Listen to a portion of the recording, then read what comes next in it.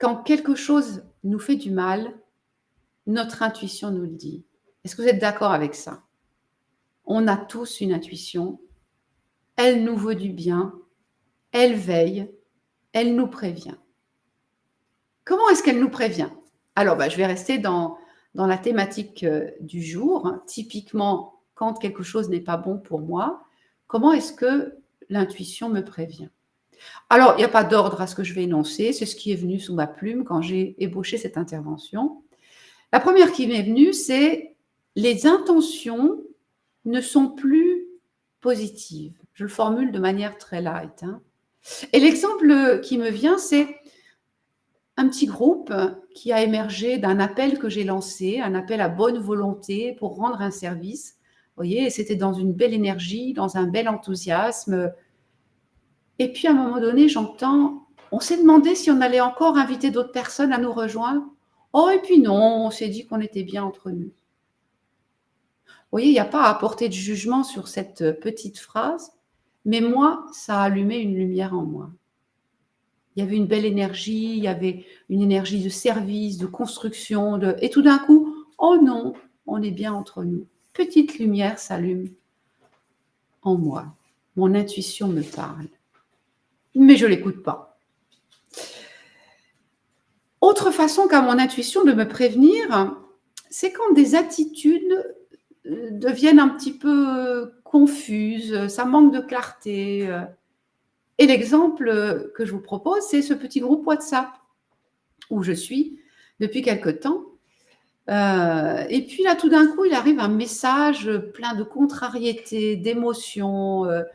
Et je me dis, oulala, qu'est-ce qui se passe? Et bien sûr, ce genre de message est souvent suivi d'un autre message. Et puis, il y a souvent des avalanches de messages quand il y a du mécontentement, de la mauvaise humeur, des émotions comme ça.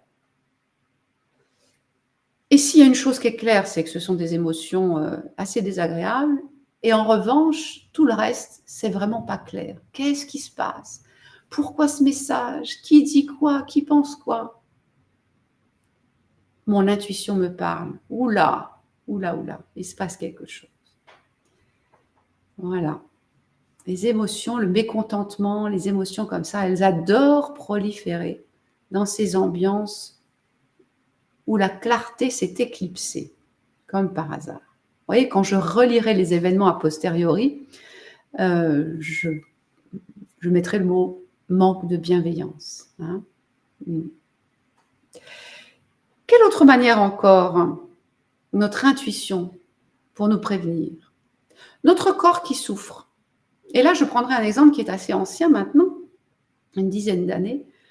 Aujourd'hui, je suis devenue très, très vigilante à tous ces petits signaux du corps. Une petite entorse par-ci, une petite douleur par-là. Hop, hop, hop, j'écoute tout ça. Je sais que mon corps me parle, mon intuition me parle. Mais à l'époque, je n'avais pas encore cette attention très affûtée et mon corps m'a parlé abondamment. Vous voyez, c'était la période de périménopause, comme ça se passe pour pas mal de femmes. Il y a des désagréments et parfois, c'est des hémorragies, comme c'était le cas pour moi. Je le dis parce que ça ne se sait pas assez. On se sent très seul quand on vit ces choses-là et pourtant, c'est très courant. Donc, j'ai vécu tout ça et j'ai choisi de le traverser à l'écoute de mon corps. Et combien j'ai mesuré que mon corps était là pour me passer des messages. Voilà, pour me dire que là, il y a une relation qui me met en stress. Là, il y a quelque chose qui ne va pas dans telle ou telle situation. Mon corps me prévient, mon intuition passe par mon corps pour me prévenir. Et je continue.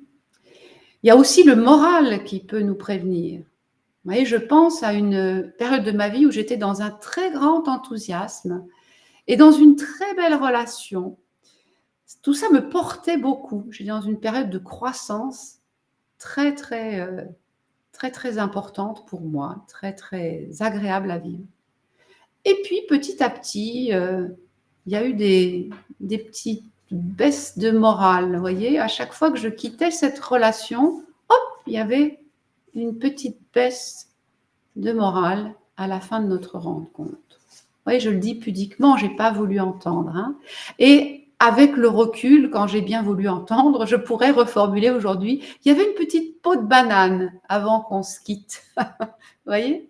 C'était pas bon pour moi, j'ai pas tout de suite voulu l'entendre. Notre estime de nous-mêmes aussi.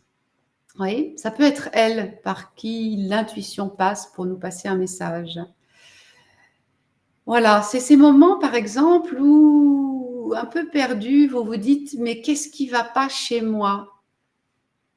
Non pas que ce soit pas intéressant de se poser cette question de temps en temps. Peut-être qu'il y a quelque chose, à rectifier. Voilà, et peut-être aussi que quand vous en arrivez à cette question, c'est pas chez vous, hein. Peut-être qu'il y a quelque chose de pas bon dans cette relation et que là, votre, intuition est en train de vous dire: «Ouh!»